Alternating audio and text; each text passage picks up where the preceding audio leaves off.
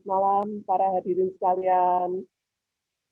Selamat datang pada acara yang kesekian kalinya yang kami selenggarakan, yaitu kami dari Grup Budaya Tionghoa yang deskripsinya telah Anda saksikan semua di video yang baru saja diputar oleh admin kami.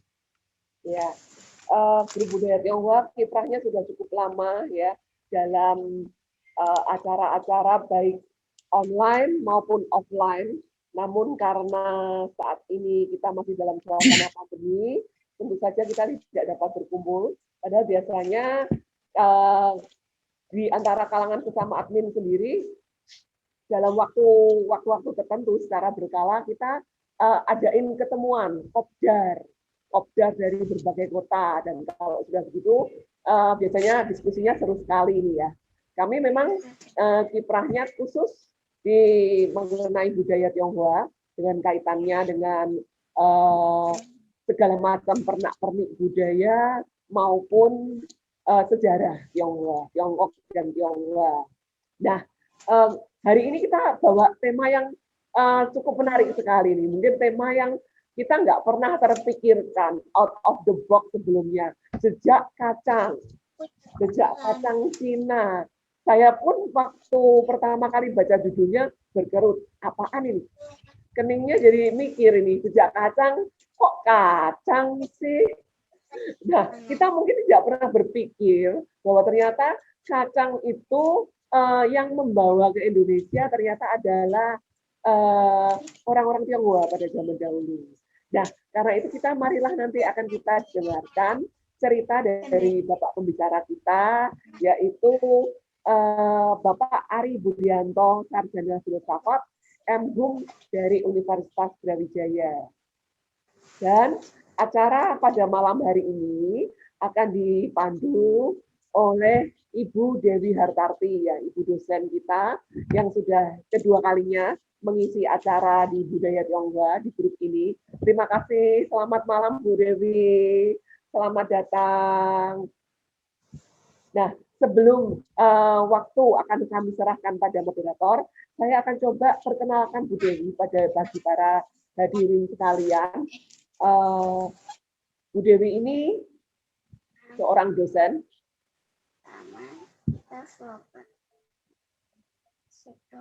Ya, dari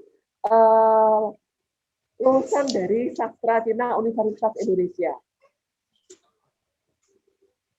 Beliau juga mengambil magister antropologi di FISIP UI dan kemudian gelar doktornya diperoleh dari antropologi FISIP UI juga dengan judul disertasi sakral dan profan dalam dimensi ruang dan waktu dengan studi kasus Kelenteng Hock Lai Kiong Bekasi. Nah, saat ini pekerjaan beliau adalah pengajar pada program studi bahasa Mandarin dan kebudayaan Tiongkok di Fakultas Bahasa dan Budaya di Universitas Dharma Persada. Ya, Bu Dewi lahir di Jakarta 3 Februari 1972. Ya, sekarang kita semua sudah kenal dengan moderator pada malam hari ini. Ya, Bu Dewi ini kemarin sudah membawakan topik yang menarik dalam program webinar Budaya Tionghoa yang kemarin ya. Terima kasih Bu. Malam ini Ibu akan menjadi moderator pada topik jejak kacang Cina di Indonesia. Oke, waktu dan tempat saya serahkan kepada Bu Dewi untuk memandu acara diskusi kita kali ini. Iya. Terima kasih Ibu Chandra Riling. Selamat malam semuanya, Bapak Ibu. Sebelum kita mendengarkan pemaparan yang tentunya kita semua tidak sabar ini untuk mendengarkan pemaparan dari Bapak Ari Budianto. Perkenankan saya untuk membacakan dulu ya, biar kita lebih kenal semua dengan Pak Ari. Bapak Ari Budianto adalah dosen pada Fakultas Ilmu Budaya Antropologi Universitas Brawijaya. Beliau adalah kelahiran Kudus 2 Januari 72. Ketertarikan pada studi-studi masalah agama dan lintas budaya, terutama yang berkaitan dengan etnis Tionghoa Jawa, Islam, Buddha, Jawa, dan hubungannya dengan modernitas bidang visual, material, budaya makanan, atau food studies, serta ekologi dan pariwisata dalam perspektif etnografi, sejarah, dan budaya.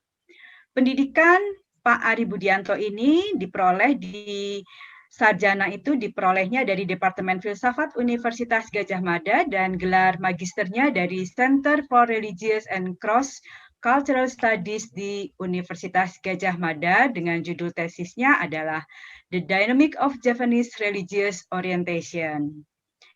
Saya juga akan menceritakan pengalaman kerja Pak Ari selain sebagai dosen, juga sebagai tim ahli warisan budaya tak benda, peneliti pada berbagai lembaga penelitian seperti pada IFADA Inisiatif Yogyakarta, Yayasan Masjid Menara dan Makam Sunan Kudus, Yayasan Cermin Kudus, dan berbagai lembaga penelitian lainnya. Ini banyak sekali ya prestasi Pak Ari sebagai seorang dosen, terutama pastinya dalam bidang publikasi. Saya akan membacakan prestasi sebagai the best paper, yaitu adalah publikasinya yang berjudul Dampu Awang, Legends and its Contemporary Perception of Indonesian Japanese Muslim Against Chinese, yang dipresentasikan di 5th Chenghe International Peace Forum Surabaya. Selain itu juga best paper-nya adalah Tegar Berdamai dengan Diri, kisah biografi ibu dan anak dalam keluarga poligami Muslim dan Buddhis.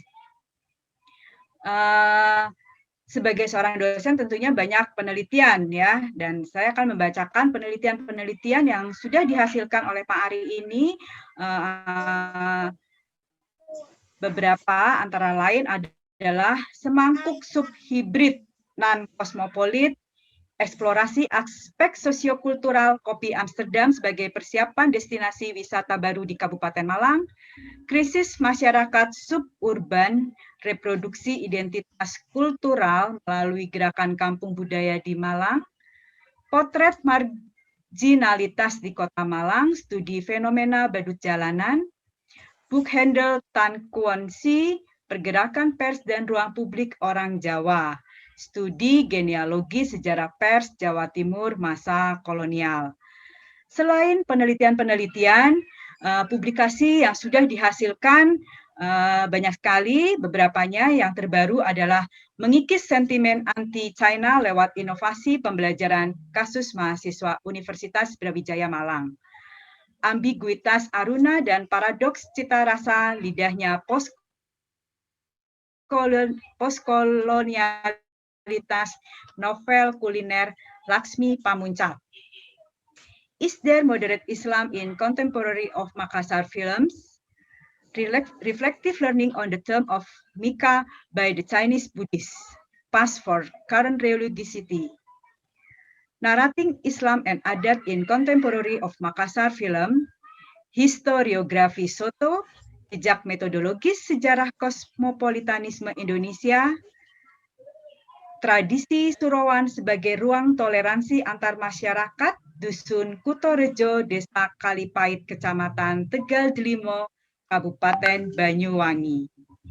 Kemudian, When Japanese Drinking Kahwa dan Wedang Kopi, belajar dari industri penerjemahan, seni patro dan identitas budaya Kampung Bandulan di Kota Malang, mengkaji art history, membangun nilai-nilai multikulturalisme melalui sastra religius. Selain penelitian dan publikasi, tentunya juga sebagai seorang dosen, Pak Ari ini juga melakukan pengabdian kepada masyarakat, seperti contohnya Jantur Fun Family, perancangan wisata minat khusus, forest trek dan kuliner berbasis masyarakat di Dusun Jantur, Gunung Sari, Bumi Aji Batu, pendampingan perancangan wisata minat khusus dan religi budaya berbasis masyarakat di Desa Gunung Sari, dan pendampingan eksplorasi potensi objek daerah tujuan wisata di Desa Wisata Gunung Sari, Kecamatan Bumi Aji, Kota Baru. Itu adalah beberapa karya-karya beliau yang kami bacakan, tentunya masih banyak yang lain, tapi tidak bisa dibacakan seluruhnya karena kami sudah tidak sabar untuk mendengarkan pemaparan dari Pak Ari ya. Jadi silahkan, kami persilahkan kepada Pak Ari. Oke, terima kasih. Apakah bisa didengar? Jelas, Pak. Jelas. Halo? Jelas, Pak. Oke. Oke. Baik, terima kasih. Saya terima kasih banget bisa diundang sharing di sini. Ya, ini gara-gara Koh Acong kontak saya. Mulanya minta ngomong soto, tapi karena pas saat itu baru aja presentasi soto di Petra, akhirnya saya pilih yang ini aja deh. Sungguh memalukan kalau dibacakan semuanya. Baik, sudah ada posternya kah? Udah. Oke, saya akan membicarakan kita ini malam ini bersama-sama kita. Ini penelitian yang baru baru asik aja. Jadi masih mungkin kalau ada data lebih banyak lagi akan lebih menarik. Nah, pertama kali saya mencari tahu ini gara-gara saya itu next dulu ya. Next. Gara-gara saya menulis calon artikel tentang sejarah pecel tadi. Jadi saya mencari bumbu pecel itu apa sih? Apa sih itu pecel? Akhirnya saya ketemu sambal pecel, bumbu pecel, dan itu tidak bisa terlepas dari kacang. Nah, ceritanya gimana tentang pecel itu dan kacang itu? Nah, itu saya temukan di serat ini, di mana kisahnya ada Mas Jebolang yang saat sedang antara Prambanan dan Bayat, yaitu sekitar Klaten berarti itu, sedang di sana membantu seorang ajar ketika ada mantu dan dia membantu menjadi dalang. Ya. Nah, situ banyak sekali orang yang jualan. Salah satunya adalah pecel dan soto. Nah, soto bilangannya, soto Kambangan. Nah, setelah itu saya lihat-lihat, menarik juga ya kalau melihat Centini ini, dan saya temukan dan saya coba teliti klasifikasi kuliner yang ada di Centini. Saya temukan bukunya Sunyata itu bahwa kuliner pecel-pecelan dalam Centini ini hadir dengan rujak, kolak. Nah, di mana itu? Disebutkan di Centini ada di Mataram, yaitu Jogja sekitarnya, Argopuro sekitar Lumajang, Prawoto antara Demak dan Merapi, ataukah Kudus, saya kurang tahu. Yang tadi Prambanan dan Tembayat, yang kini wilayah Klaten, termasuk di sana. Nah, di Klaten ini kita bisa mencicipi soto bebek atau soto Kambangan. Soto yang paling kuno disebut di Centini, 1814. Kemudian di daerah Lembuasto Kalangbret atau sekitar Trenggalek, sekarang Padukuan Wirosobo, Bustam Ardipolo, sekitar Kelut, ya ini Jombang, Kediri, itu Kelut itu. Nah, semuanya ada di wilayah Jawa Tengah dan Jawa Timuran. Yang perjalanan Centini ke arah Sunda tidak disebut. Bukan berarti nggak ada. Next. Nah, kita intermezzo dulu. Jadi kalau saya menemukan film di Museum Eye Amsterdam, bisa di-download di internet, di YouTube. Nah, di situ ada penjual pecel di sekitar, ini foto filmnya itu di sekitar stasiun Cornelis. Cornelis itu stasiun apa ya sekarang? Nah, itu tahun 1927. Nah, kita bisa melihat, membayangkan pada tahun 1927 dan gambar di bawahnya itu ibu penjual pecel sekitar tahun 2000-an. Sudah berapa abad itu tidak pernah berubah ya. Nah, kalau kita ke Solo itu paling banyak model-model bumbu pecel. Ini di Pasar Gede, Solo. Masih sampai sekarang. Kalau kepengen beli bumbu pecel di sana, nah, masuklah ke Pasar Gede dengan aneka ragam bumbu pecelnya. Next. Nah, yang kemudian menjadi pertanyaan, apakah sambal kacang centini yang dijumpai di Wonomarto, terutama di sekitar Mojokerto, apakah itu sambal dari bahan kacang Cina, kacang tanah, yang kini disebut bumbu pecel? Karena di Wonomarto ini banyak disebut macam-macam sesambelan, termasuk sambal santan kacang, sambal kedelai, sambal kenari, sambal wijen, dan sebagainya. Nah, kenapa tadi ada gambar itu, dan gambar di awal tadi, sambal wijen, karena sambal pecel yang paling kuno di Centini, paling tidak disebutkan itu sambal wijen yang masih bisa kita temuin di Solo. Ya, pengalaman saya waktu makan di sekitar pabrik gula, mana itu ya? Sukoharjo, Kartosuro atau Sukoharjo, sekitar situ pabrik gula di Solo itu ya. Nah, ternyata saya temukan Asia itu dari Cina sekitar abad 16. Jadi awal pertama kali Spanyol membawa benih kacang itu dari Brasil, itu diperjualbelikan di Manila sampai ke Jepang, dan disitulah orang-orang Hokkien sebenarnya sudah banyak Fujian ini, sudah banyak yang berjual beli melalui jalur Jepang, Manila, nanti ke Sulawesi, atau Jepang, Fujian sampai ke bawah Vietnam dan ke Jawa. Jadi ada dua jalur sebenarnya. Nah, saya kemudian berpikir apakah ini ada kacang Cina ini atau kacang pendem ini di bawah perantauan Cina, benarkah itu? Jadi saya cari lagi kembali data-datanya apakah betul seperti itu.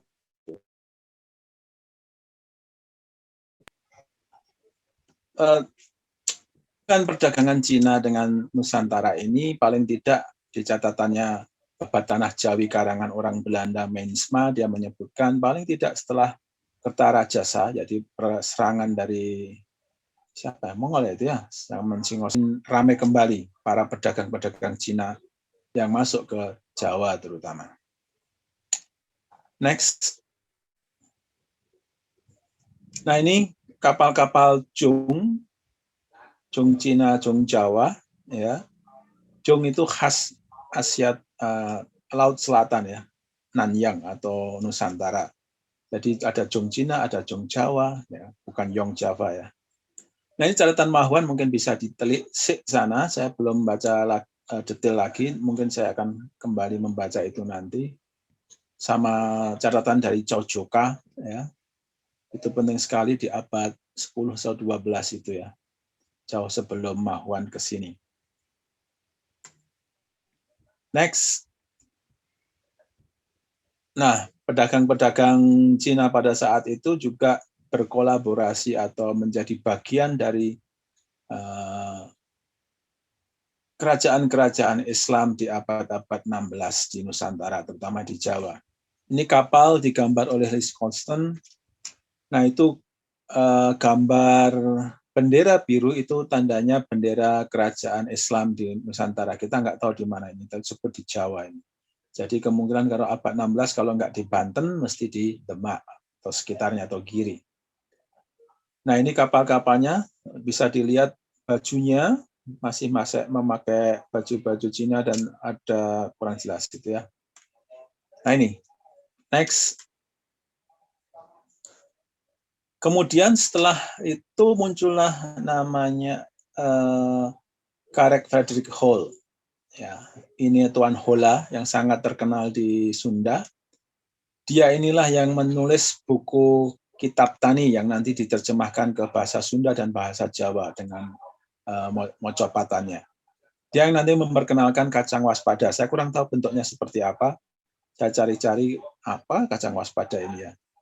Paling tidak kacang whole ya. Nah, kacang itu sebenarnya berasal dari Brasil, masuk di Indonesia sekitar abad 17, mungkin di bawah Spanyol, mungkin di bawah Cina, mungkin di bawah Portugis ya. Nah, tahun sekitar 1663, Tuan Holla ini memasukkan kacang tanah dari Inggris. Nah, jadi kacang dibawa dari Amerika ke Inggris, dibawa ke Jawa, ya di Sunda. Nanti tahun 1864, jadi abad 19 itu 2 kali kacang diperkenalkan, yang kemudian dari Mesir. Sekarang Mesir, Cina, dan India menjadi penghasil kacang terbesar di dunia. Next. Catatan yang paling kuat mengatakan bahwa kacang disebut kacang Cina adalah dari sketsanya Rumpius. Ini ahli botanis zaman Hindia Belanda saat itu di abad 18. Dia menulis kumpulan tumbuh-tumbuhan di Nusantara. Pada dia berjalan ke daerah Ambon, dia menemukan kacang tanah. Ini kalau yang bisa bahasa Hokkien nanti tolong dibantu bacanya ya. Ini dia sebut orang Cina, dia menulis bahwa orang Cina, orang Hokkien menyebutnya sebagai tautau, kacang tanah. Orang Melayu menyebutnya kacang tanah.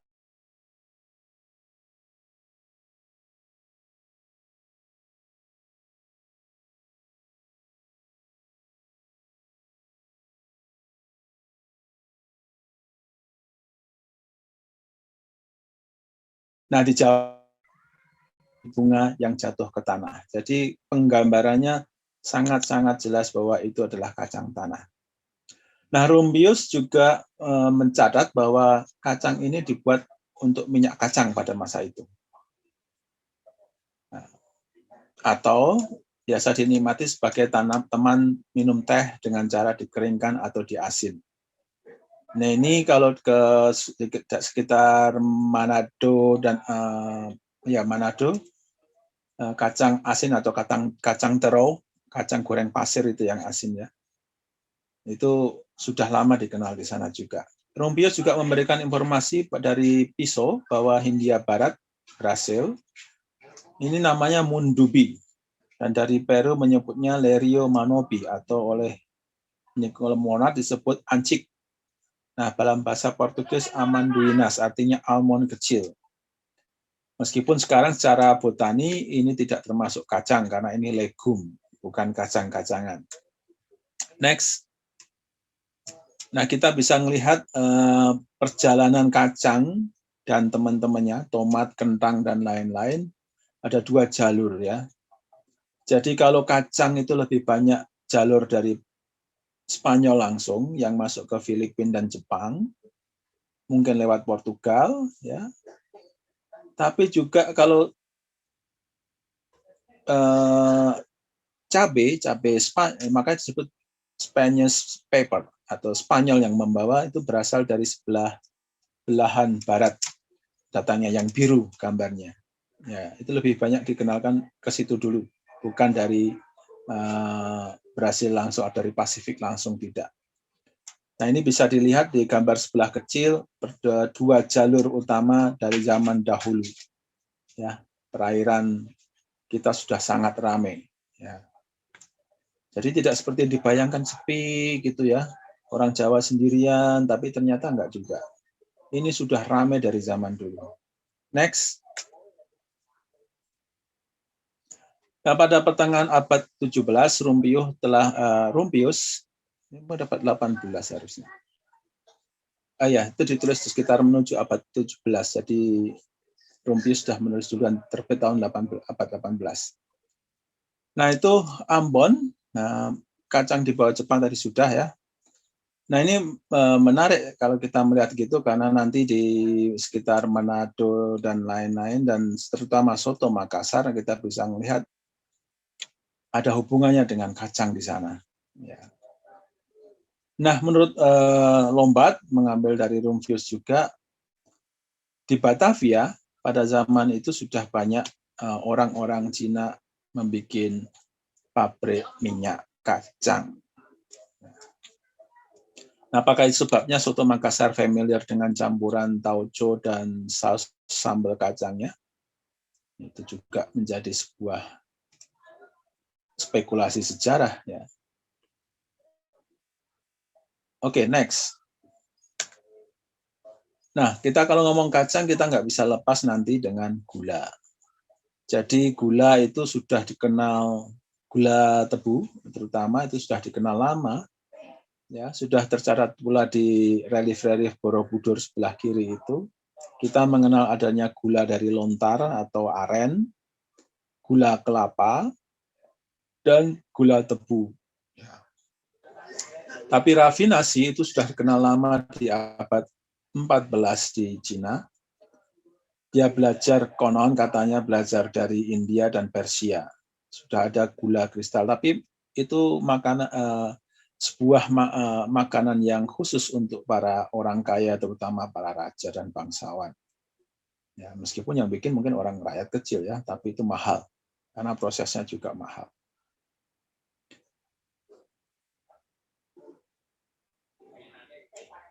Nah, nanti kita juga mengenal yang nantinya menjadi kudapan yang awal, manisan atau halwa, ya, atau halwa. Itu juga diperkenalkan. Nah, ini ada hubungannya antara dunia Arab dengan Cina ketika nanti memperkenalkan gula-gula. Ya, ada hubungannya itu. Next.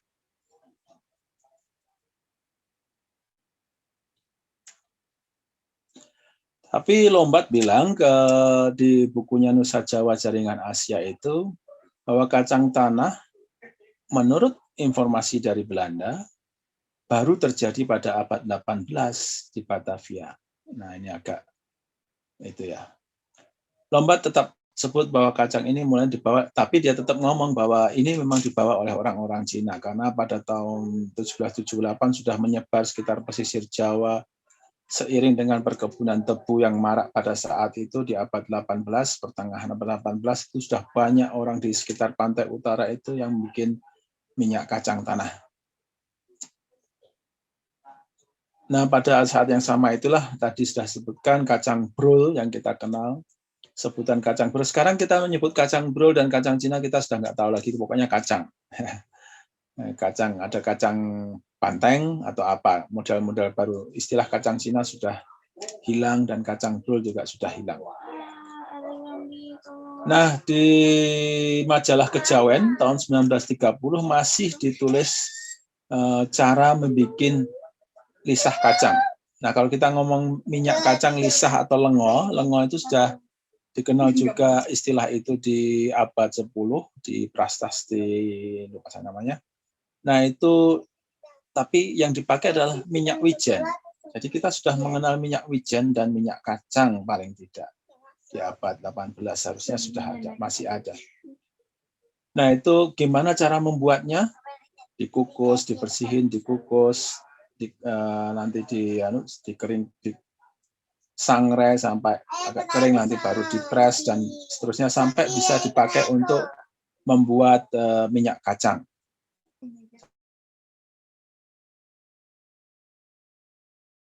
Sekitar ini dan di Malang dan Batu terutama di daerah Beji, Bumi Aji sini itu adalah penghasil minyak kacang. Tapi minyak kacangnya sekarang tidak bisa dipakai langsung untuk minyak kacang memasak, karena mereka jual untuk genteng, produsen genteng mahal sekali, dan kenapa harus genteng ke situ ya.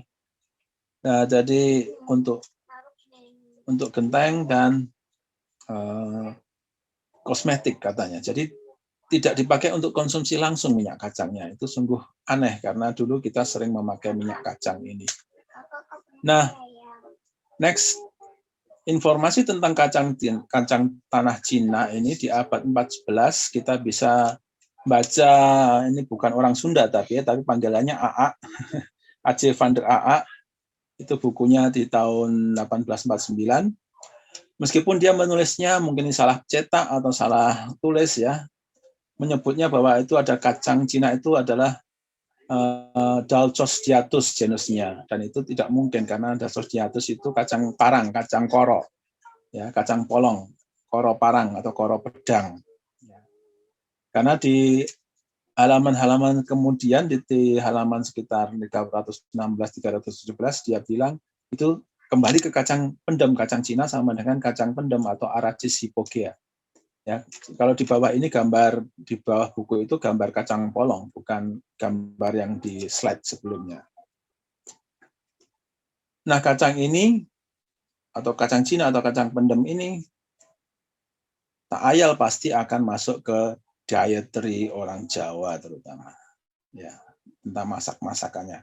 Jadi nanti kita bisa kenal bagaimana mungkin karena wajan juga termasuk lebih mahal, kemiri yang kurang kalau kemiri dipakai untuk bumbu pecel atau bumbu gado-gado itu terlalu pucat warnanya. Dan mungkin karena lebih gurih, kacang ini akhirnya menjadi substitusi alternatif dari perbumbuan sambal pecel itu. Next. Nah, ini saya hanya bisa menemukan foto lama dari Tropen Museum. Ini tempat penggilingan minyak kacang di Jogja tahun 1925. Jadi sampai 1930 kejawen tadi, 1925, 1930 kita masih kenal lah paling tidak dengan minyak kacang ini. Nah, ini bungkilnya nantilah yang nanti dipakai untuk bikin tempe menjes di Malang yang sangat terkenal, tempe kacang, yang hanya bisa ditemukan di Malang kayaknya ya. Kalau nggak makan dengan ini, itu yang digoreng dengan tepungnya, nggak enak, namanya rujak cingur. Next. Nah, di Centini juga disebutkan bahwa minyak kacang atau kacang itu sendiri juga menjadi syarat sajen manten. Ya, jadi ada namanya sajen majang patanen, yaitu ruang manten itu harus disediakan 2 gendul minyak kacang di abad 19. Sementara sajen ruatan cukup 1 gendul kebak penuh. Jadi ruatan anak-anak itu pakai sajennya minyak kacang. Sekarang sudah nggak ada karena minyak kacangnya sudah nggak ada. Nah, kacang tanah hadir dalam bentuk disangrai, salah satunya untuk tumpeng sego liwet, digoreng atau disangrai, boleh ya. Dengan serundeng untuk ganti nama ketika sudah mencapai usia tua, mundur. Nah, kacang juga yang paling awal menjadi manisan mungkin ya, yang nanti jadi seperti enteng-enteng yang kita kenal sebagai ampiang.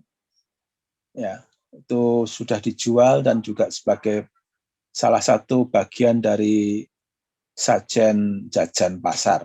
Nah, ini ada tutup botol pabrik minyak kacang Semarang ya.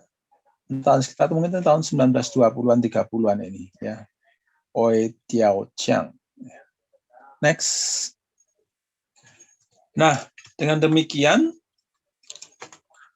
minyak kacang itu kemudian menjadi berbagai hidangan, salah satunya ini. Nah, ini nanti ada ceritanya ketika makanan yang paling terkenal di Taiwan, ya. Kalau bahasa Mandarinnya Sajaniu Ro, bacanya gimana itu ya. Tapi kalau bahasa Hokkiannya ada sate gubak. Ya. Itu inspirasinya dari mana? Menurut catatan itu dari sate daging yang ada di Jawa, mungkin dari Jawa, mungkin dari Singapura, mungkin dari Malaysia, tapi semua yang sekarang lagi heboh dipakai-pakaiannya oleh Miss Indonesia itu orang Jawa yang nanti jadi termelayukan di Malaysia dan di Singapura. Ya, itu satenya. Bumbu kacang menghadirkan. Ini menarik sekali istilah ini ya. Dan ini saus kacang ini next dikenal di Taiwan, dibawa oleh pengikut Chiang Kai-shek akhir abad tahun 1940. Dimodifikasi dari bumbu sate Asia Tenggara, yang jelas itu asal-usulnya dari Jawa. Orang-orang Fujian yang migrasi, ini orang Teochew ya, tapi bukan orang Hokkien. Kebanyakan. Nah, itu membawa ini. Nah, ini menarik kalau kita melihat betapa kuatnya kenangan orang-orang perantauan Cina pada sampai awal abad 20 dengan sate. Kita mengenal Li Manfong yang selalu senang menggambar sate. Berarti sangat kuat sekali image sate dengan bumbu kacangnya. Ya. Next. Jadi orang Cina tidak hanya membawa bumbu dan makanan-makanan mereka ke Jawa, tapi juga membawa makanan kita ke luar. Nanti muncullah yang tadi disebut sate jang itu ya. Bacanya gimana ya? Hokiannya jang itu. Nah, orang-orang Chaoshan inilah memasukkan bumbu asli mereka seperti kalau di Asia Tenggara kita bikin bumbu, ada macam-macam resep ya sebenarnya. Itu minimal ada lengkuas, gula kelapa, serai. Nah, itu tidak cukup ada, tidak bisa sulit ditemukan atau tidak cukup lidah di orang Taiwan, maka mereka menggantinya dengan bahan seperti udang kering, ikan pipih, mohyong, cenpi, dan lain-lainnya untuk menjadi saus yang mereka sekarang sangat populer di Taiwan sekarang, saus kacang atau sate mereka bilangnya. Nah ini menarik, orang Tionghoa itu memang senang dengan pun, permainan bunyi dan permainan tulisan. Jadi kalau sate itu mereka pilih dari kata sa dan teh, teh ya. Jadi ini menarik karena saus yang teksturnya seperti pasir, sangat kacang gitu ya, dan warnanya seperti teh coklat gitu. Ini permainan kata. Kalau dari Hokkien dibaca sate jiang, kalau dari jadi Mandarin jadi sa jiang. Bunyinya bisa kalau kita cepatkan bacanya seperti orang ngomong saus kacang, ya kan? Itu tak ada gaduh, nggak apa-apa ya. Tapi orang itu mereka suka begitu dari zaman dulu. Orang Cina selalu membuat nama-namanya ditulis sesuai homonim, ya. Nah itu. Nah kacang sendiri adalah khas asli Jawa. Istilah kacang, kata kacang itu sendiri. Makanya ini membedakan dengan istilah kedelai yang dari Tamil. Maka orang Jawa selalu memberi namanya kacang kedelai. Nah, karena kacang ini dari Cina disebut kacang Cina, karena kacang kedelai dari India.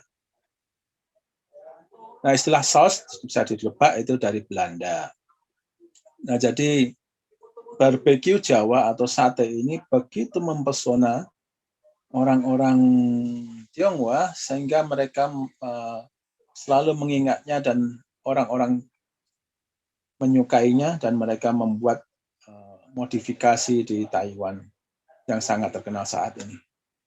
Nah ini gambar-gambar next, gambar-gambar sebelah tadi ini sampai kemudian next bisa kita lihat di Singapura ini juga menjadi image yang sangat kuat sekali. Nah sebenarnya bisa diduga ini sebenarnya meskipun ini ya model-modelnya angkringannya itu jelas agak-agak Maduranan semua ini ya, baik yang di Singapura maupun yang di Limanfong Jawa, karena tekuan pikulanya itu yang tidak bisa dihilangkan. Next. Nah sate di Jawa ini yang gambar kuno banget sebelah itu sekitar abad 19 akhir 1870-an 1890-an. Nah itu model itu masih bisa ditemukan di tidak banyak ya, tapi di Sumatera. Bisa kita lihat bentuknya, pikulannya mirip sekali yang ada di Jawa di abad-abad 19.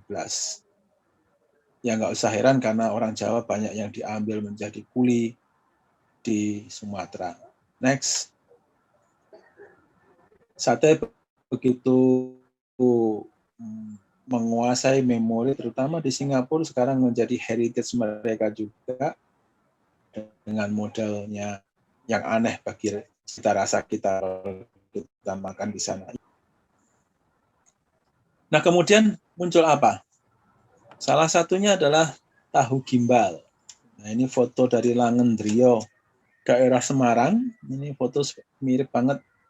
Kenapa saya percaya bahwa ini tahu gimbal? Karena tetangga saya dulu entah itu orang mana tapi selalu mikul dengan model yang sama. Wajan, sebelah kanan ada kecap, tahu, putih itu tahu ya. Sama piring-piring, minyak ada gendulnya, ada minyaknya. Ini tahu gimbal atau tahu lontong tahu, nasi tahu. Nah, bumbu kacang ini menginovasi warga Cina juga di Jawa peranakan di sini dengan cita rasa lokalnya, mempertemukan kecap atau dengan petis, ya. Tausuran minimalis menjadi hidangan baru yang selalu disantap dengan kerupuk udang, telur ceplok atau dadar, dan yang jelas dengan gimbal udang. Ya. Namanya macam-macam, ada tahu kecap, tahu tek, tahu gimbal, tahu telur, kupat tahu, tahu tepo, nasi dan lontong tahu, dan lain-lainnya. Nah, kalau kita ke daerah barat lagi Jawa, kita mengenal ketoprak, karedok. Ya. Nah, bumbu ini bisa dibilang mirip bumbu pecel juga sebenarnya, karena mirip-mirip, maka disebut pecel-pecelan. Next. Nah, kalau kita melihat bumbu gado-gado di zaman dahulu, ini sebelum belum ada ya, di abad 19 awal, Nyonya Koki Bijak, buku Koki Bijak itu buku resep paling pertama mungkin ya, 1849, 1859, dan kemudian dicetak ulang lagi 1864. Nah, itu resep sayur gado-gadonya itu tidak pakai kacang. Ya. Itu Kartini juga bukunya, Kardinah yang nulis bukunya itu, resep Kartini keluarga itu juga tidak pakai bumbu kacang, tapi dari miri. Ya. Dengan teknik model-model nanti dengan santan dan disiramkan. Nah, itu gado-gado. Jadi muncul memakai kacang dan memakai kacang mete itu adalah inovasi yang baru mungkin di awal-awal abad 20 kemungkinan besar ya. Ya, saat Kartini masih pakai yang lama ini modelnya. Ya. Next. Nah, nanti kita kenal namanya gado-gado siram di Betawi dan lain, karena memang sistemnya disiram. Ini mungkin kalian bisa nebak, kita sebelah kiri atas itu gado-gado, sebelah kanan atas itu lotek, sebelah kiri bawah itu rujak cingur, sebelah kanan bawah itu karedok. Ya. Next. Nah, makanan yang berat juga muncul di tadi saya sebutkan, soto Makassar. Dulu soto ke Makassar sebenarnya kuahnya tidak berkacang, agak lebih clear sebenarnya, tapi lama-lama karena orang suka mencampur bumbu kacangnya banyak ke kuahnya, dan kemungkinan terjadi seperti krismon dan lain-lain karena bumbu kacang jadi mahal, akhirnya penjualnya mencampurkan langsung aja supaya nggak rebutan, yang lain nggak kebagian, akhirnya muncul yang seperti itu. Nah, soto Makassar, soto Sokaraja, dengan tema yang sama, mereka memakai sambal yang ada kacangnya. Next. Nah, kacang juga muncul dalam minuman, jajanan minuman, wedang. Ya. Saya kurang tahu, wedang ini dari Cina atau enggak ya, karena dang itu tang, sup air panas. Ya. Wedang. Nah, semua pakai itu. Ini bubur kacang yang masih banyak ditemukan di Semarangan. Ya. Ini bacanya tau-tateng, tau-tau-tang, ya, nggak tahu. Ini tong-an atau ronde dan sekoteng. Ini foto di Semarang. Kemungkinan besar jualan bubur-buburan seperti ini, karena modelnya seperti itu. Ya. Next. Nah, kemudian muncul camilan. Ampiang itu termasuk yang lama dan tertulis secara jelas di Centini. Tapi di Centini juga muncul enteng-enteng, ya, enteng-enteng. Jadi enteng-enteng sudah dikenal di abad 19. Tapi enteng-enteng gepuk, ya, itu baru tercatat tahun 1920-an dari Salatiga. Makanya ada cap enteng-enteng, cap kelenteng itu, ya. Itu juga sudah muncul di sana. Apakah ini berasal dari kata totateng, bacanya gimana sih itu. Jadi enteng-enteng paling gampang gitu. Ya, tahun 30-an baru dijual secara komersil. Pada saat itu hanya untuk tamu. Kelenteng aja. Next. Nah, kalau kita ke India, nah ceritanya kalau Cina belajar gula dari India dan Persia, tapi orang India mengakui bahwa kacang dikenalkan juga dari Cina. Nah, asik kan? Jadi namanya ciki kalau di sana, enteng-enteng. Waktu saya di sana ini saya beli satu-satu, tapi lupa rasanya. Nah, ya tetap manis gitu aja lah. Nah, lebih keras daripada enteng-enteng kita di sini. Next. Mereka nyebutnya ciki. Nah, kacang pertama kali yang model-model dijual di Jawa, kalau kita masih ingat, kalau ada jualan keliling pasar malam atau apa, ya di sini. Jual kacang rebus, dan tadi gambarnya harusnya ada yang jual kacang rebus dengan tebu. Ya, tebu yang dikupas, nanti kita gigitin sampai untungnya, gigi kita sampai rampal itu, sambil makan kacang. Ini sekarang jarang yang jualan ini, kecuali kacangnya masih jualan, tapi yang jual kacang dan tebu dengan teplok kecilnya yang jalan malam-malam sudah mulai jarang. Next. Nah, ada warisan juga dari peranakan Tionghoa, terutama yang disebut kacang Shanghai atau kacang atom. Kalau Shanghai lebih empuk katanya, bedanya cuma itu doang ya. Kacang atom sama kacang Shanghai atau kacang hai. Nah, ini di Minahasa, bukan Manado ya berarti ya. Minahasa tadi sekitar 23 diperkenalkan oleh Arnold Lim ya, dan menikah dengan orang Tomohon. Inilah memperkenalkan kacang hai. Saya nggak tahu ini hubungannya dengan yang di Tulung Agung atau Trenggalek itu sama nggak, masih keluarga nggak? Karena kacang hai atau kacang Shanghai ini sangat terkenal dari Jawa Timur, cap macan itu ya, cap hau macan. Kacang tero tadi yang dibilang di Rumpio sudah dikenal di sana, kacang goreng pasir yang gurih itu. Nah, itu sudah ada. Jadi abad 18 kita sudah mengenal kacang yang digoreng dengan pasir atau dengan ya pasir. Ini ada gambar yang di sebelah nomor 4 sebelah atas kanan.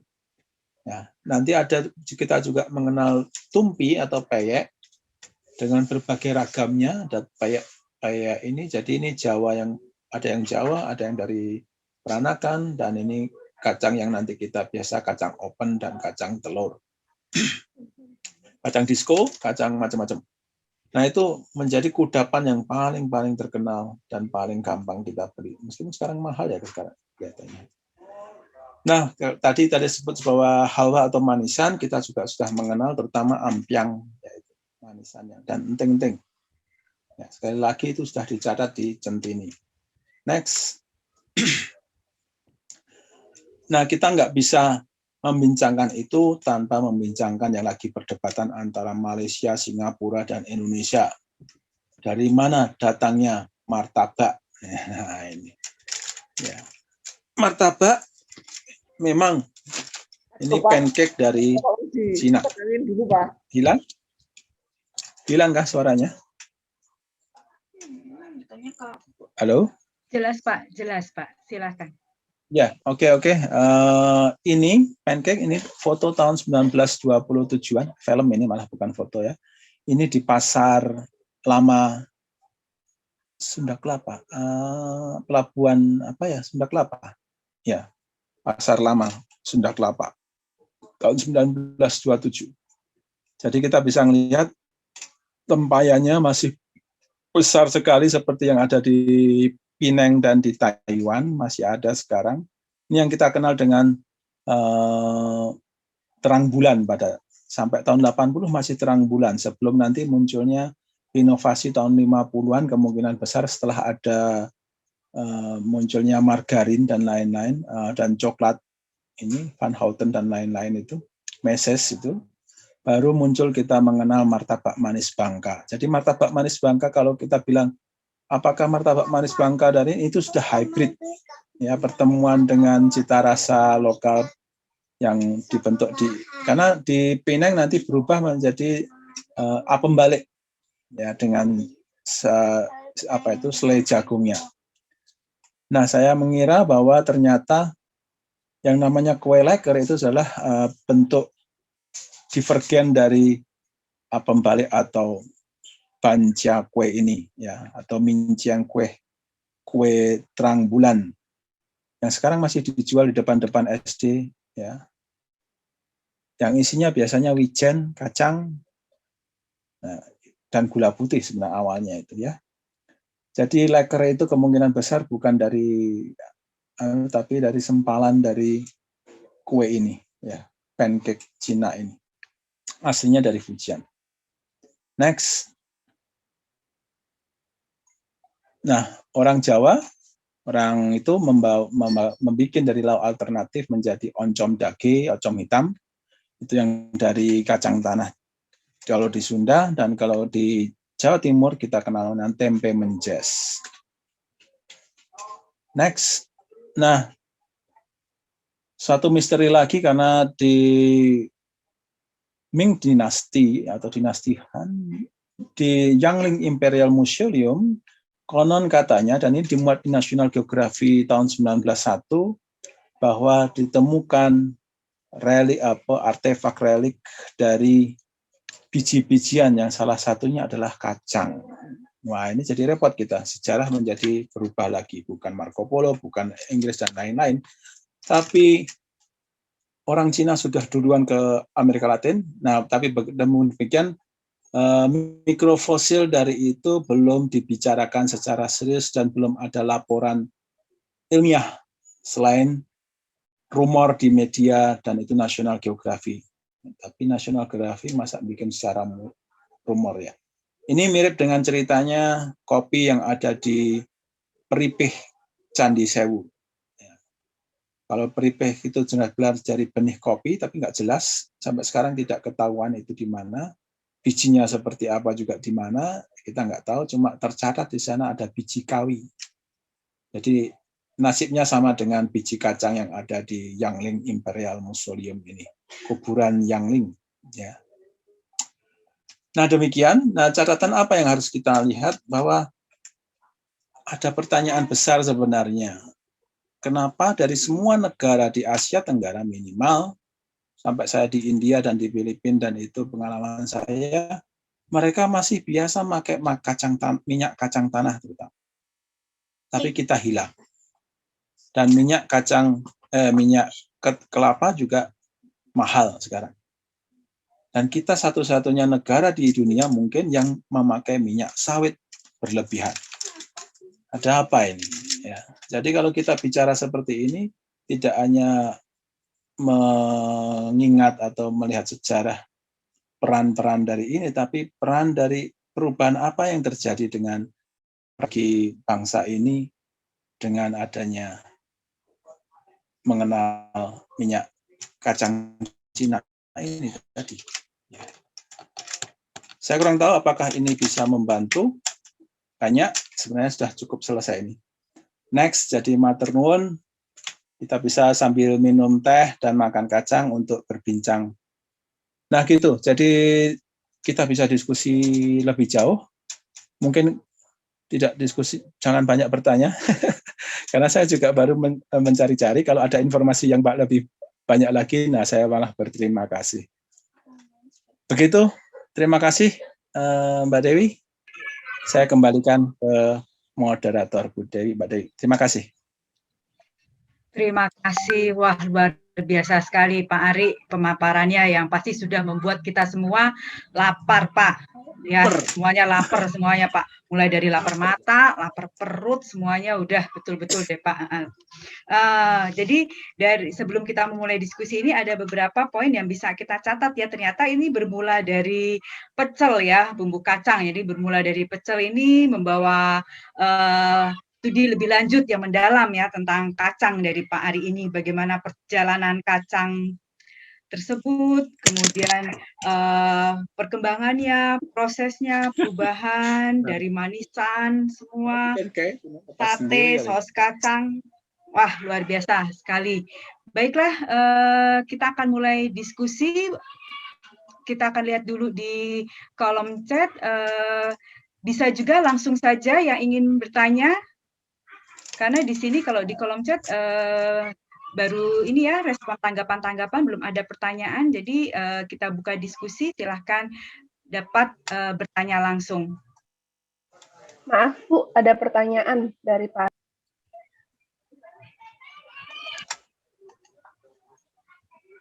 Oh iya, terima kasih. Ini ada pertanyaan. Saya akan bacakan. Yang pertama, apakah dengan adanya minyak kacang itu membuat di Jawa mengenal gorengan? Terima kasih, Pak. Iya, sebelumnya sudah mengenal minyak yang lain kan? Minyak kelapa terutama itu. Nah, kalau masalah gorengan saya kurang tahu itu. Banyak orang mengatakan bahwa deep fried itu pengaruh dari peranakan Cina, tapi masa sih sama-sama punya minyak, masa nggak bisa goreng sendiri? Nah, itu pertanyaan yang lebih jauh sebenarnya. Ya, karena di dalam arkeologi sekarang tidak hanya difusi yang terjadi, tapi yang tumbuh sendiri di masyarakatnya itu punya potensi apa.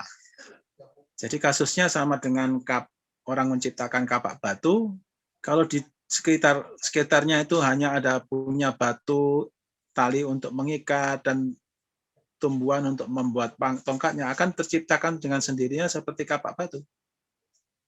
Jadi kalau kalau kita sudah mengenal minyak kelapa duluan misalnya, berarti kita sudah tahu memakainya untuk menggoreng atau menggongseng, gongso. Nah, itu yang pastinya. Jadi tidak harus dipengaruhi oleh dari luar. Ada sebuah itu, tapi difusi ini mungkin juga terjadi, yang tumbuh dengan sendirinya juga menghasilkan. Jadi intinya gorengan, kalau ada minyak dan tempat untuk menggoreng, ya pasti akan muncul gorengan gitu. Logikanya. Hanya tekniknya nanti seperti apa itu perlu penelitian lebih lanjut. Jadi karena kita sudah mengenal minyak sebelum minyak kacang ini jelas minyak kelapa, maka kemungkinan besar menggoreng dengan minyak kelapa sudah terjadi. Semoga menjawab. Iya, ada lagi pertanyaan dari Bapak Chandra Ciu. Bagaimana dengan kacang hijau? Mengingat toge juga merupakan makanan keseharian Tionghoa. Tahu, toge, bagaimana Pak? Kacang hijau sudah ada tersebut sedikit tadi di slide bumbu pecel tadi, Mbak. Bisa di slide bumbu pecel awal-awal tadi. Nah, di centini disebutkan salah satunya adalah bumbu pecel dari kacang hijau dan kacang kedelai. Nah, saya enggak, itu sudah punah itu. Yang kedelai cuma jadi bubuk ya. Itu ada di slide di atas ya. Ya, kalau kita bisa melihat itu kelihatan bahwa sambal santan kacang, sambal kedelai, sambal kenari, sambal wijen, dan sambal-sambal yang dari kacang-kacangan itu. Banyak sudah kita kenal. Selain menjadi toge. Ya. Itu. Memang pengaruh kuat dari Cina. Kedelai juga konon katanya lebih banyak dikenalkan dari Cina. Tapi namanya dari bahasa Tamil. Nah, itu agak aneh. Ya. Karena kedelai bahasa Tamil, nggak tahu bahasa Cinanya apa ya. Jadi kita sudah mengenal itu. Kacang hijau nanti juga menjadi satru atau satu itu ya. Koyak satu. Ya, makanan kudapan kecil yang dicetak pakai kayu, cetok gitu. Kayak kue tok. Kue satu. Itu salah satunya salah satu dua yang kita bisa melihat di Jawa. Dan menjadi jajanan pasar sudah. Selain menjadi sayuran tadi ya, toge. Mungkin bisa menjawab?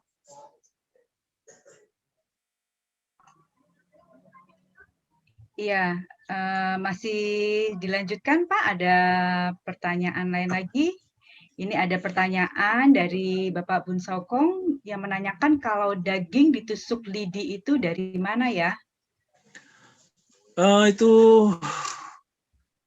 kita kurang tahu, semua sudah seperti tadi sebenarnya jawabannya minyak kita goreng duluan mana gitu toh. Mau sate duluan mana? Ya.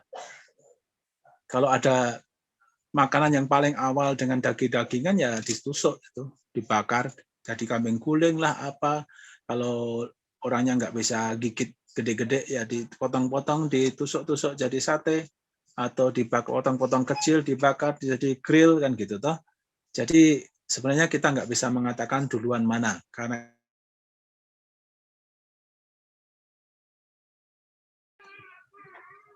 Iya Pak, suaranya terputus Pak.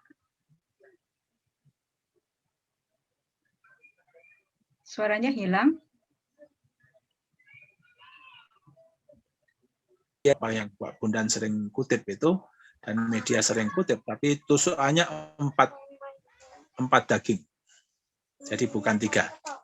Jadi sate itu putus ya tadi. Jadi saya ulangi. Tadi putus. Jadi kita tidak bisa mengandaikan siapa duluan yang membuat sate. Karena sudah dari zaman dulu teknik masak yang paling awal salah satunya adalah bakar. Nah, muncul kambing guling, model-model yang ditusuk terus dibakar itu sudah paling lama. Ya. Jadi tidak bisa dikatakan siapa duluan yang membuat tusukan sate. Ya, karena itu teknik yang paling lama. Jadi sate terjadi karena ada orang yang males gigit pakai megang besar-besar, potong kecil-kecil, ditusuk, digrill, kan gitu. Tapi kalau kita mau ngomong di Jawa, bukti tertulis dan bukan tertulis malahan bukti tergambar ada di Prambanan. Tusukan sate dengan 4 daging. Ya, ada di file yang lain, bukan yang file ini masalahnya. Jadi paling tidak di Jawa tergambar di relief Prambanan, orang Jawa sudah mengenal sate dengan 4 dagingnya, bukan 3. Karena seringkali orang menyebut Pak Bondan untuk hal ini, sate itu 3 tusukan, bukan. Di Prambanan 4. Nah, itu menggugurkan tesisnya, Pak. Tesis umum tentang sate itu 3 daging. Jadi di Prambanan kita sudah mengenal ada sate. Ya. Mungkin bisa menjawab?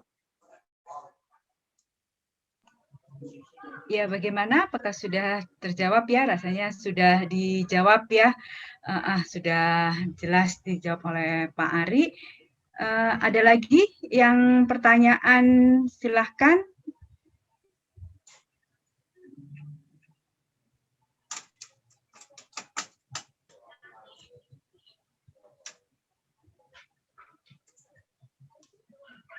Nggak ada?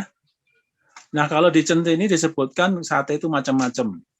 Nah, sate kambing, sate kebo, sate sapi.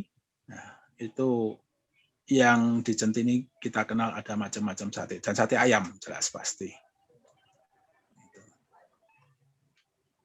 Ini saya akan membacakan beberapa komentar ya, seperti ada kacang kedelai dijadikan susu kacang yang tradisional, juga digiling dengan batu bundar yang besar dan berat, dari Pak Chandra Ciu. Kemudian juga dari Pak Ardian, menarik Pak, saya sering melihat kacang menjadi teman cemilan di rumah duka. Nah, jadi di sini ya, bahkan si Romvius tadi bilang bahwa kacang itu dinikmati, kacang yang digoreng pasir tadi. Dia nulisnya waktu itu di Ambon ya, ingat ya. Di Ambon, dia dari jalan-jalan dari Ternate, Ambon, Manado, Makassar, dan lain-lain. Dia jalan-jalan ke sana, dia melihat orang-orang suka makan kacang dengan teh. Berarti sudah mengenal teh. Iya kan, itu di abad berapa dia nulis? Sekitar abad menjelang abad 17, abad 18, menjelang abad 18. Jadi tahun 16 sekian sampai 17 sekian. Dia dicetak tahun 17 sekian. Ya, bukunya. Jadi dia nulis sebelumnya. Jadi itu saksi mata dari Rumfius, botanis dari zaman Hindia Belanda. Orang-orang sudah makan dan minum teh ditemani dengan makan kacang ditemani dengan teh, atau teh ditemani dengan kacang. Dengan kuaci juga ya Pak ya? Ya, itu bisa untuk duka. Ya. Ini kuaci susah sekali, kapan masuk ya? Cerita lain mungkin, karena semangka nggak tahu. Semangka dari Asia, Cina yang mengenalkan, mungkin Jepang atau Cina. Itu.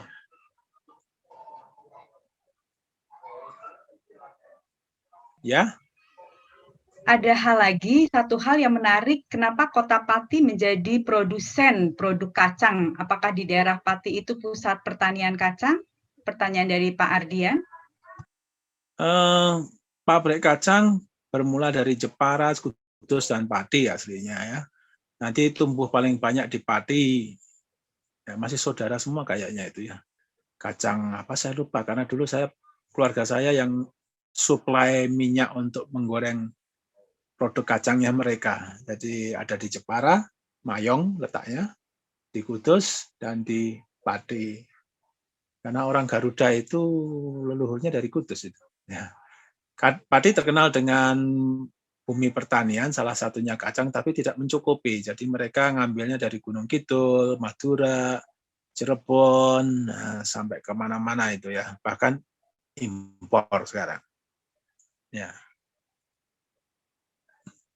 Jadi, nah sekali lagi, yang paling banyak mengkonsumsi jelas itu ekspornya banyak ke Singapura, Cina, Arab bahkan, meskipun kacangnya impor dari Arab juga, dari Mesir. Ya, mungkin itu bisa menjawab sedikit. Ada lagi? Ada pertanyaan Pak, melanjutkan minyaknya pakai minyak apa Pak? Minyak yang mana? Saya, kalau keluarga saya minyak tanah, minyak solar sama minyak tanah untuk blowernya itu. Yang Nah, untuk pabrik menggoreng kacang Pak, terakhir, yang goreng kacang terakhir itu. Oh, yang goreng kacang itu dulu nggak pakai minyak awalnya, justru pakai pasir. Ya.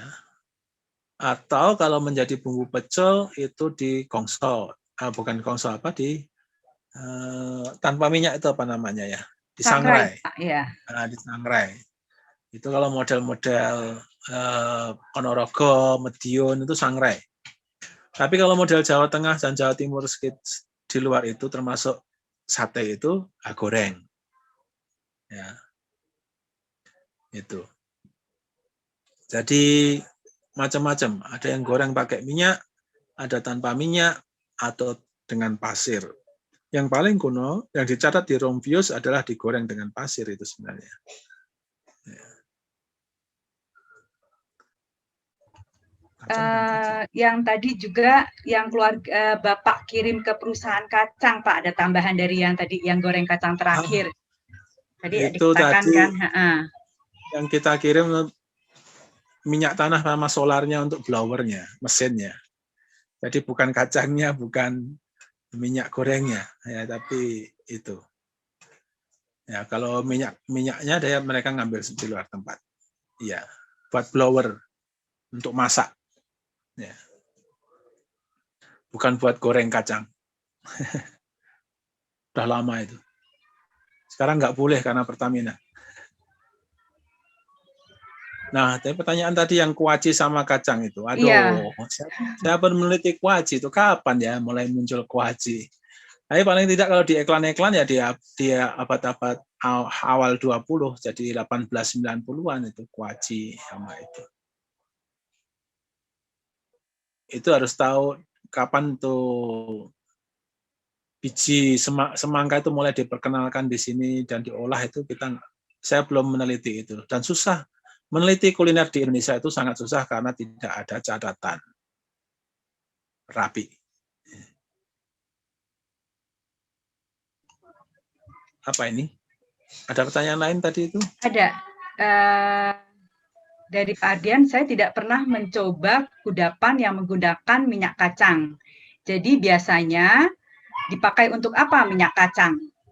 Apakah menggoreng juga seperti pada umumnya? Apakah biayanya malah menjadi lebih mahal dibandingkan dengan minyak kelapa? Jadi membandingkan antara minyak kacang dan minyak kelapa ini. Ya, kalau di zaman saat itu,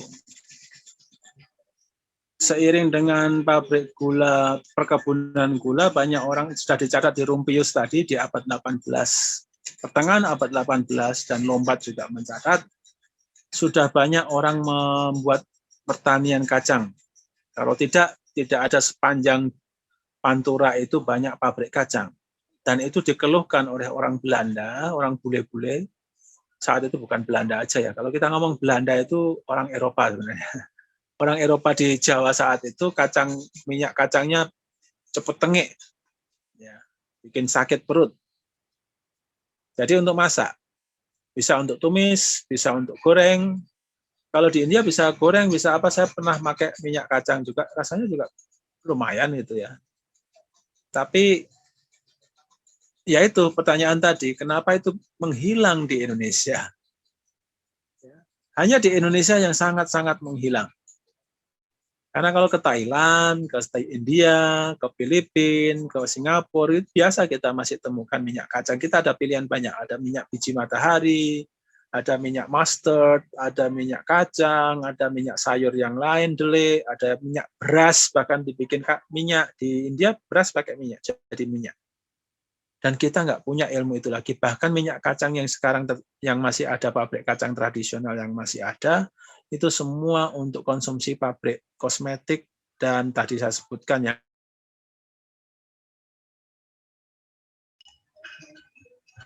Iya, suaranya hilang.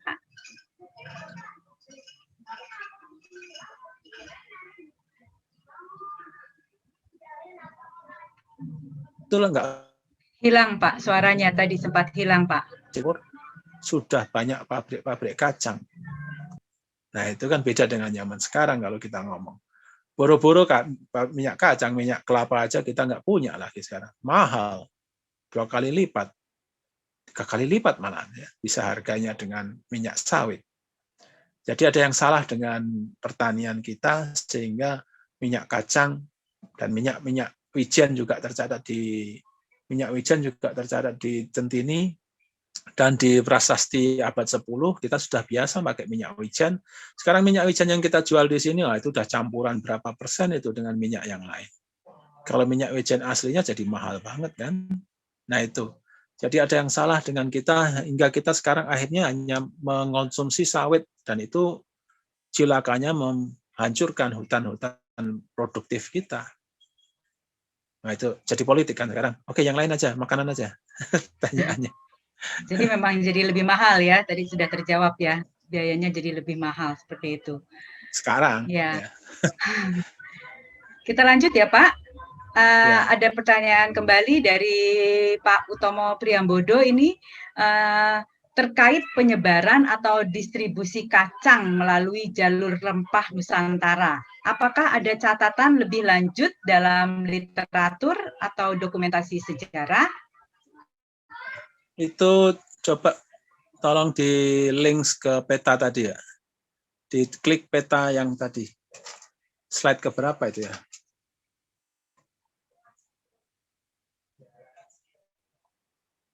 Slide peta, Dora, peta. Nah itu.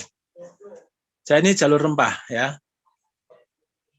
Jadi Rumphius waktu dia keliling-keliling di Indonesia Timur, daerah Sulawesi, Ambon, Ternate, Tidore dan lain-lain, dia sudah menjumpai itu kacang.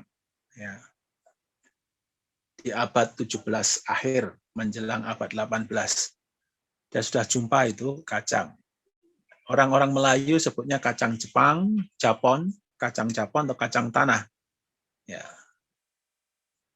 Jadi kalau dilihat dari seperti, tapi pada saat yang sama Rumphius juga bilang, dan itu dituliskan oleh Lombard, bahwa kacang juga di abad yang sama, mungkin lebih agak telat sedikit, tapi dari abad yang sama, awal abad 18 sudah banyak ditemukan di Batavia dan dibawa oleh orang-orang Cina. Ditanam di sana dan dijadikan minyak kacang. Selain untuk konsumsi ngemilan tadi ya, cemilan-cemilan tadi. Jadi minyak kacang sudah menjadi industri yang besar di abad 18 sampai 19, bahkan di tadi 1930 di majalah Kejawen masih orang Jawa mengenal minyak kacang untuk masak. Ya, boleh tumis, boleh goreng, apa itu, tapi kita sudah masih mengkonsumsi minyak kacang. Dan setelah merdeka, hilanglah itu semua. Nah, itu repot. Jadi ini juga seiring dengan jalur rempah, ya, minyak kacang ini. Yang dibawa oleh orang-orang Fujian, jalur itu satu, dan jalur yang dari Fujian Filipina ke Nusantara lewat Sulawesi dan Ternate Ambon itu juga salah satu bagian dari persebaran kacang. Maka kalau ada catatan yang lain, kacang hai yang lebih duluan di Tomohon tadi ya daripada di Jawa. Karena kalau kacang hao yang terkenal di Tulungagung itu enggak ada ya. Tulungagung itu tahun 52 baru muncul. Dan enteng-enteng gepuk baru tahun 30-an. Tapi enteng-enteng yang kacang gula pasir putih itu yang keras itu, yang gigi bisa patah itu sudah lama di Centini sudah disebut. Jadi selain kudapan juga menjadi bumbu yang khas, terutama tadi sate yang baru ngetren sekarang ini gara-gara baju sate di Miss Indonesia itu ya. Ada lain? Ya, lanjut. Ada pertanyaan sebelumnya mengenai ini lagi kuaci nih. Ada biji semangka dan biji bunga matahari ya kalau kuaci, dan diteruskan oleh Pak Ardian. Untuk kuaci mungkin bisa mengunjungi pabrik kuaci Cap Gajah. Selain itu, boleh diteliti Pak tentang kegunaan minyak kacang di pabrik genteng. Gitu. Iya. Karena kalau masalah pabrik genteng, kami dulu jualan blotong. Blotong itu apa ya? Blotong itu sisa perasan dari kelapa sawit yang bukan jadi konsumsi. Itu kita jual ke Jepara untuk oles cetak genteng soka. Ya. Jadi kalau di genteng biasanya untuk oles. Kenapa? Katanya lebih mengkilat dan lebih bagus, hasilnya lah halus. Kalau dikeringkan dan dibakar itu seperti ada lapisan glasirnya katanya. Ya, tapi mereka selalu beli itu. Kalau kuaci, saya kurang tahu. Model-model ini lebih banyak. Kuaci tidak hanya itu, tapi labu juga sering dijadikan kuaci. Jadi ada semangka, biji matahari, dan labu. Ya, itu yang sering dibikin kuaci. Tapi mungkin itu nggak tahu ya, nggak jelas itu asal-usulnya, karena orang nggak pernah memperhatikan hal-hal kecil seperti itu.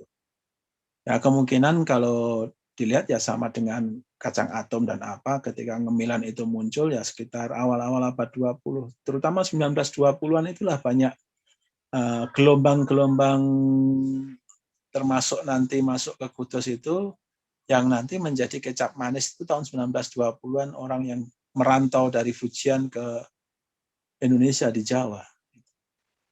Jadi kecap manis itu kecap manis kental ya, bukan kecap manis yang awal. Itu tahun 40-an sebenarnya mulai hadir.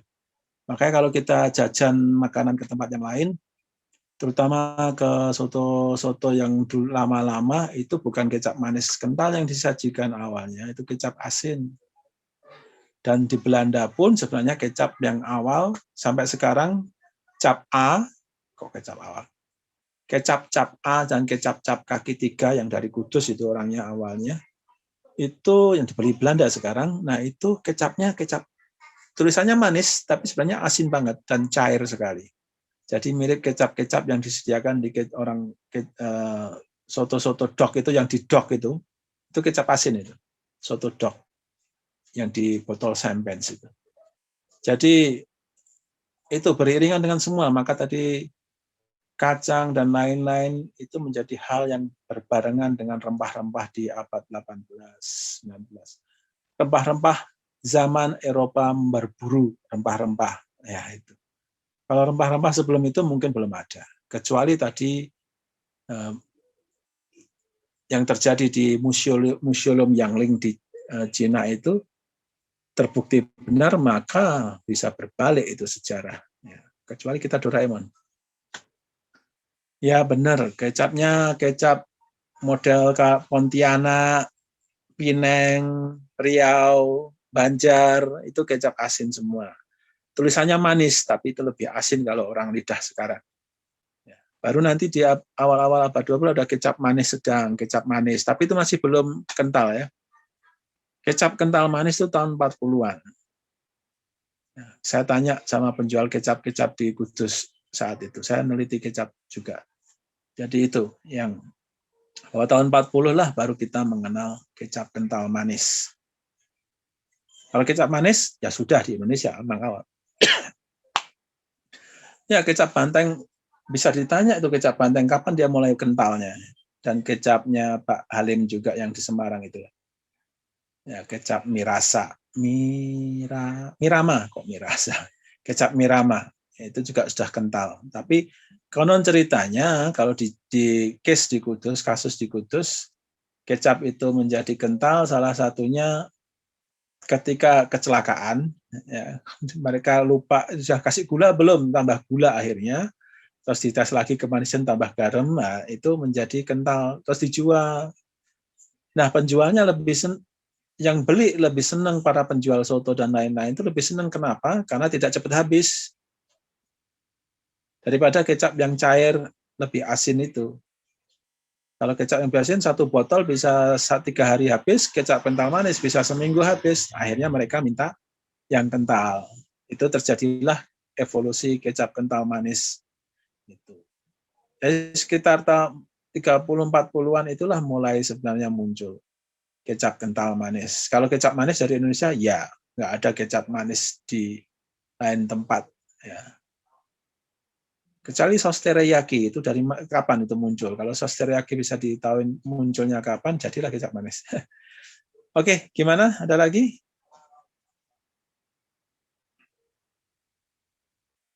Malah jadi kecap ini. Iya nih, kecap Pak, banyak ininya tentang kecap. Ada pantang makan kecap nih Pak ya. Kalau ada ini ya, ketika kecil ya, kena cacar air ya Pak, tidak boleh makan kecap katanya. Kapan-kapan kita bicara kecap Pak, kayaknya banyak pertanyaan tentang kecap ya. Dengan berbasis kacang. Kecuali sate dan pecel. Yuk. Ada lagi?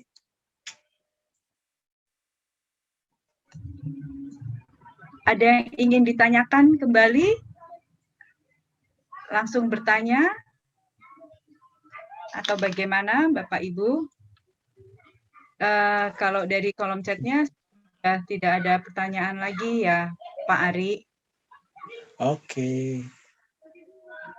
Jadi kalau itu cukup, terima kasih banyak mendengar keluh kesah saya.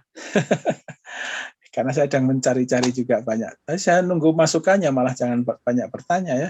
Kira-kira kudapan atau makanan apa yang berbasis kacang di luar Jawa itu misalnya. Apa ya? Itu yang belum banyak kita tahu dan kali. Jadi kalau kita belajar begini, kita tahu sebenarnya tidak hanya makanannya, tapi ada perubahan politik ekonomi apa sebenarnya.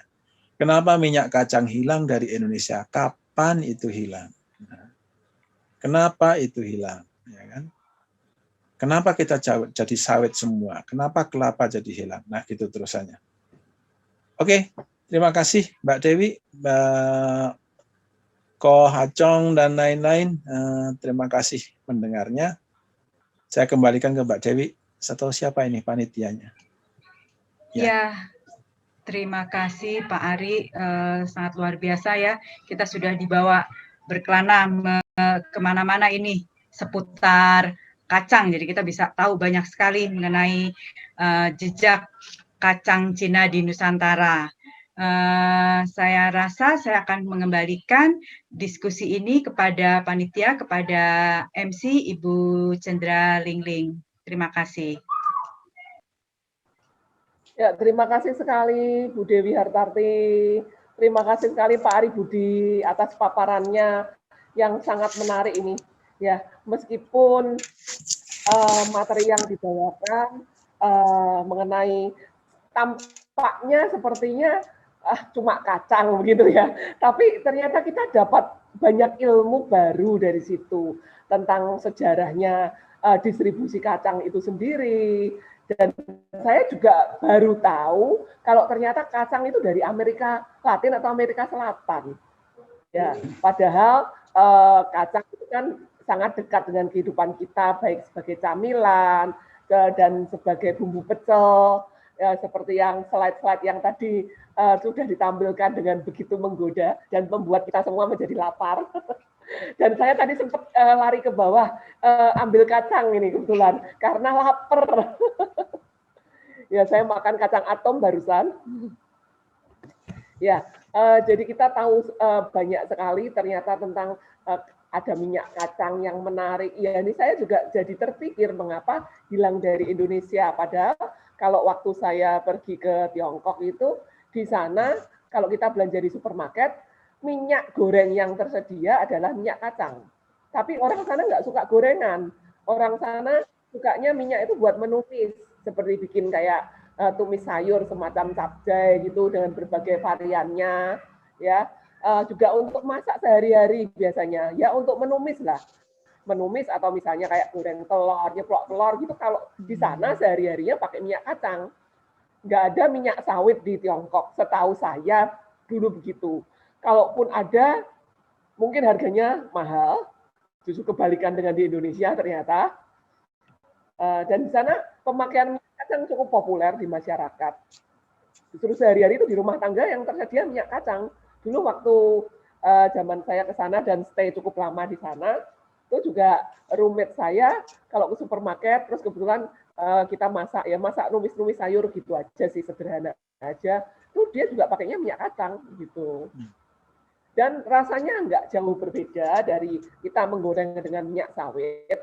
Cuman memang di sana jarang makanan deep frying. Rata-rata semacam steam begitu ya, semacam rebusan atau dimsum atau ya kudapan-kudapan seperti itu. Bukan yang semacam di Indonesia gorengan-gorengan kayak bakwan dan kawan-kawan begitu. Ya, oke. Karena waktu sudah menunjukkan pukul 8.30 lebih, saatnya kita akhiri. Ya, tadi juga diskusinya juga sudah sangat banyak pertanyaan yang dihadirkan, yang membuka wawasan kita semua. Oke, saya mewakili dari Guru Budaya Tionghoa, saya lagi mengucapkan terima kasih pada hadirin sekalian yang sudah hadir mengikuti webinar kita kali ini, dan juga kepada Ibu Moderator yang sudah memimpin diskusi dengan sangat baik, kepada pembicara Pak Ari Budi atas paparannya yang sangat menarik. Ya, dan saya juga mengucapkan mohon maaf yang sebesar-besarnya apabila dari panitia ada kekurangan atau kesalahan baik yang disengaja maupun yang tidak disengaja. Oke, terima kasih. Sampai jumpa pada webinar selanjutnya.